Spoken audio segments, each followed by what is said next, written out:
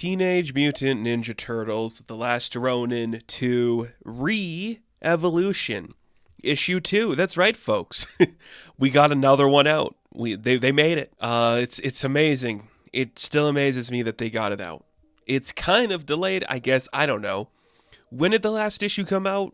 Oh, was it April or May? So they're on track with what they normally did every 2 months, release a book, I suppose. But man, this is an interesting series for so many reasons. I don't know. I was very mixed on The Last Ronin as a concept. It took over the Ninja Turtles world. We're getting a movie. We're getting a video game. People love that. And a sequel, which is just about the daughter of Casey and April, and like April made some turtles, and it's like, yeah, okay.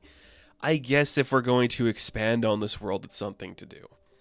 But we must ask the question, is that anything? And is there a real story to tell here? 2 issues in, I still don't know if there is. I don't think this book was really interesting.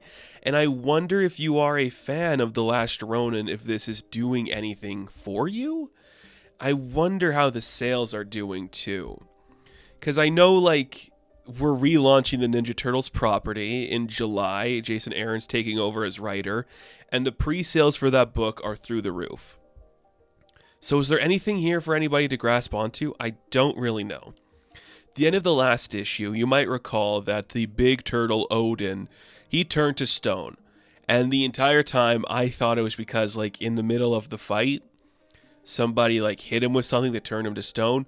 No, that's not the case. It actually appears that this happened to him naturally, and it's something in himself that made that happen.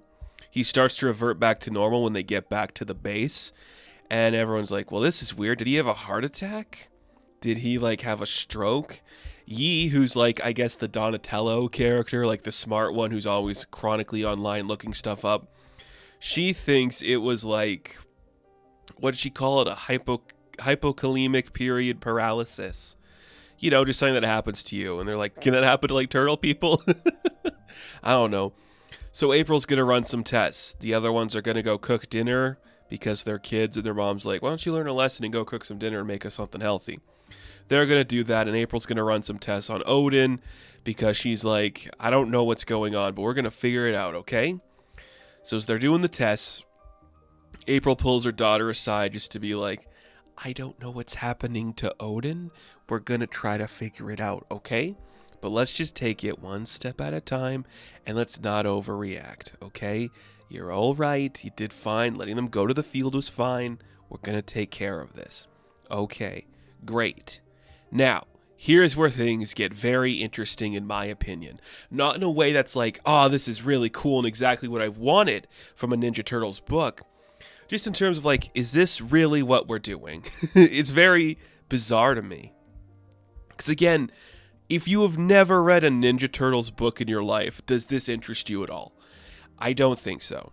So April kind of like sadly sheds a tear. She's like, okay, that's all the tests we're going to do for now, Odin. I'm going to just like run some more stuff in the lab, take care of some stuff. And then why don't you go have like a grilled cheese with your siblings, and I'll get back to you guys in a minute. So she takes some blood, and I guess secretly she has like a lab within the lab where she calls out for Zayton, and we see that Professor Honeycutt is alive as like a weird AI creature, Zordon-esque being trapped in like a laboratory, and she sent the data over to him, and he's like, you know, while we're at this, okay, April, why don't we ask the fundamental question, what happens when you play God? What happens when you play God, April? You wanted to make creatures similar to your friends, so you did it in a way you thought you could make it work. And then we get a lot of pages, a fair amount, maybe like 6 pages and a couple of like double page splash pages about April and Honeycutt, talking about should April have made 4 new turtles, and would she expect things to go the exact same the way they did with like the original TMNT? And Honeycut, because again, we have to reiterate that this is about the turtles. Like with the last issue, we once again show you the origin. And I'm like, are you kidding me? We're this deep into the lore and you don't think your audience is aware of this. You have to reiterate the origin of the Ninja Turtles and the last Ronin. We are aware. We are very much aware. But it's Honeycut being like, there were circumstances involved in that bred those creatures, our friends, to be who they are. It ultimately ended with Michelangelo and like the final defeat of Oroku Hirotu. Do you really think doing this again is going to change some stuff? And then we also get the Fugitoid origin if you're interested in that, which I'm like, I guess some people might not be familiar with that. And it's it's Satan saying like the same thing happened with me. I did like these things that led me to like your guys' war, and then it became my war, and then stuff with Baxter Stockman, and all of that was just like random things that happened, or was it predetermined or whatever? It is a lot of just, is what we're doing right, or what is the point? Is everything predetermined? Blah blah blah. It is a bunch of talking around nothing, just a way to reiterate, here are characters you know from a time period you like more than this one. Exhausting as all hell. Exhausting as all hell. Means nothing to me. April doesn't really learn her lesson. She's like, I get it. I might have done something stupid and Odin might die because of it, but I did it for the right reasons. And Fugitoid's like, did you though? Or are you just like a sentimental asshole? And that's it. That's the whole conversation. And I'm like, that's nothing. I'm so happy that's happening. And then some more weird stuff happens in this book. Okay? We go to City Hall, where the mayor and the chief are talking to this guy named Mr. Carterton. And he's like, you don't clean up the streets, bad stuff is going to happen, eh? You know what's going to happen? It's going to be gang wars and all that. And they're like, okay, thanks. Now, here's where I'm kind of interested in things going on. It's either the chief or it's the mayor. It's mayor. Okay, the mayor. The mayor is named Palmiotti. Okay, and I wasn't going to bring this up if it didn't confirm something for me later on in the book. I believe the mayor's name is Jim Palmiotti. And I'm like, okay, that's a specific name to pull from the comic book world.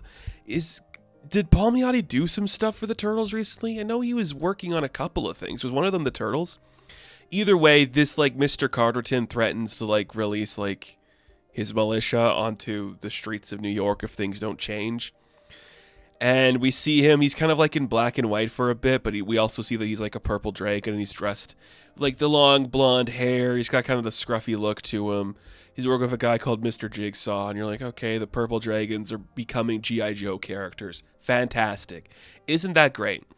Well, why don't we cut back to Mayor Jimmy Palmiotti, because they call him Jimmy.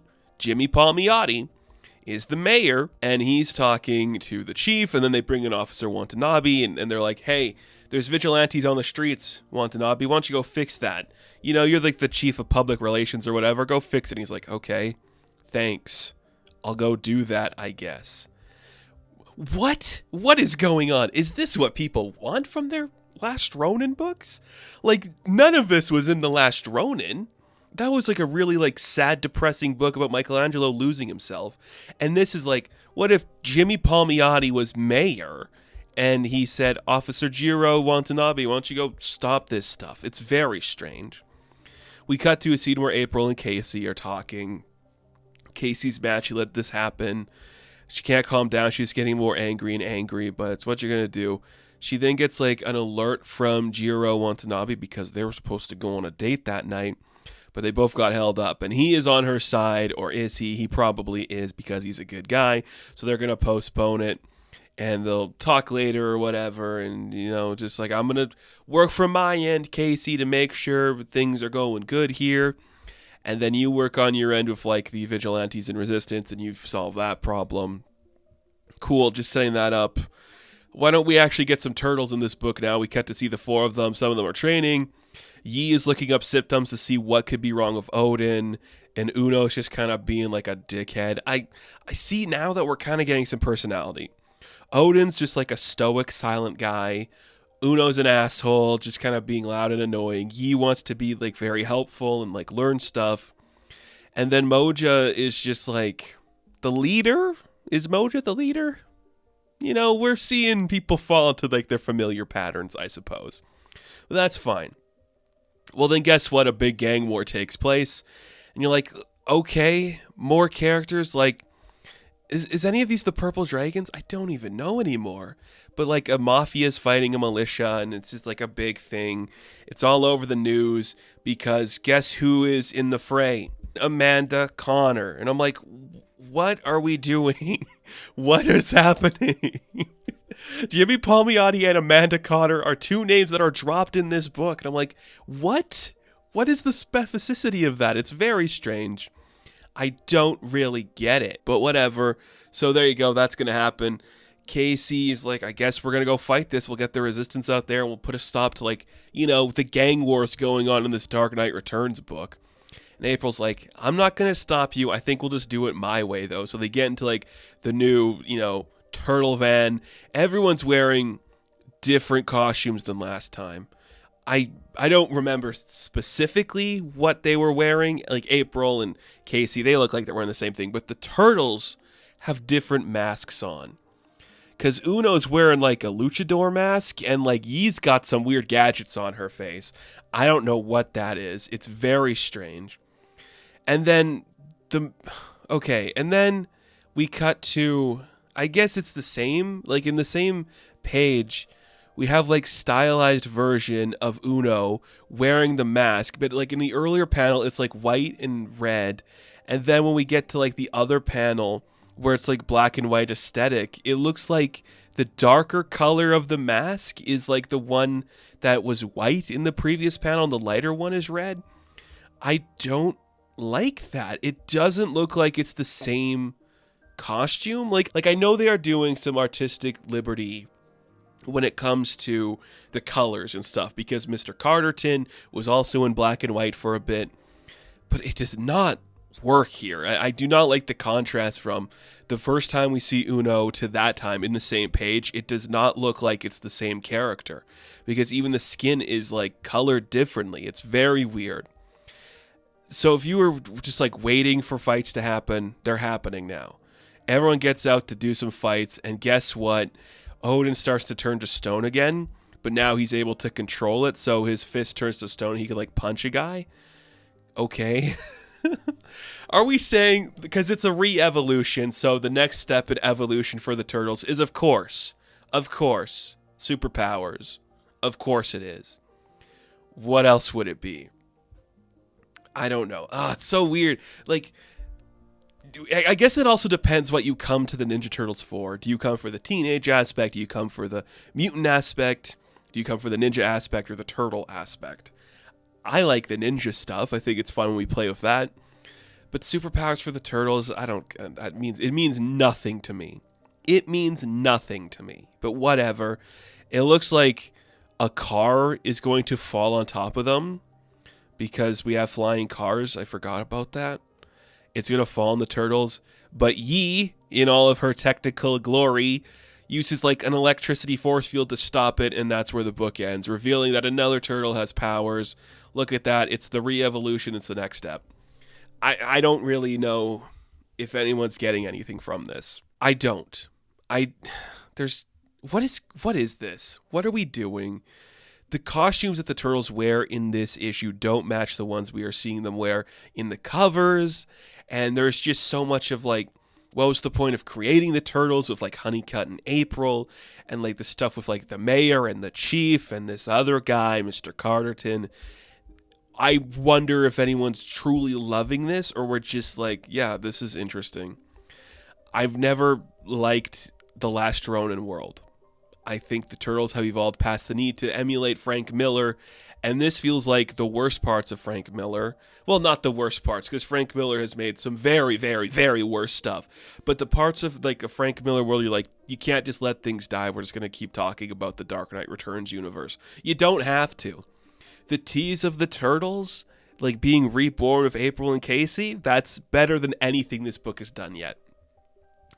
I don't know if I'm the only one that feels that way, but man, Is it just annoying to see this book doing all this crap? And you're just like, nothing is truly interesting. But this is not for me. This book has never been for me. This is not what I want from the Ninja Turtles. So maybe if you want this, it's good for you. But I ask you, is the stuff you're seeing in this book why you come to the Ninja Turtles? I don't think so. So, Teenage Mutant Ninja Turtles The Last Ronin 2 Re-Evolution, issue number 2, I am going to give a 5 out of 10.